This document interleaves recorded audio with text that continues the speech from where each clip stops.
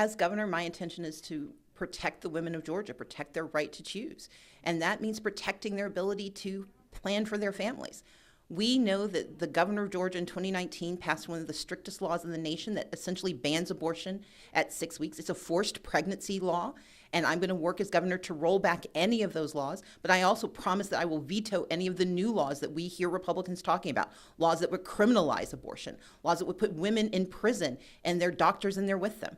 Georgia should be a safe place for women. It should be a place where the right to reproductive health is sacrosanct, and I intend to be a governor to make that so.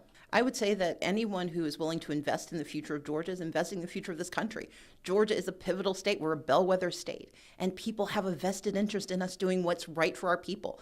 I'm proud of not only the resources that are coming, but the people who are investing, especially the 200,000 Georgia donors. I think 187,000 at last count, nearing 200,000 donors who've said that they believe in this campaign. Because Georgia is an important state to the rest of the nation, and every American has the right to want the best for every other American. I think they are concerned because we can win.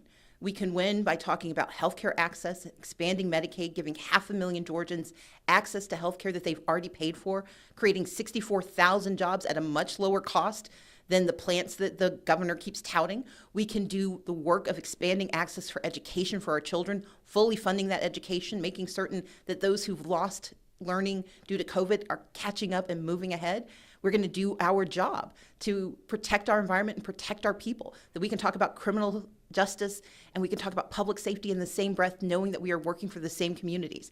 I think Republicans are afraid because they know it works. They saw us win in 2020 and 2021. We're going to win again in 22. As governor, I would not lie to our children, which is what the ban legislation will do. It is authorizing lying to our children about our past and about their future.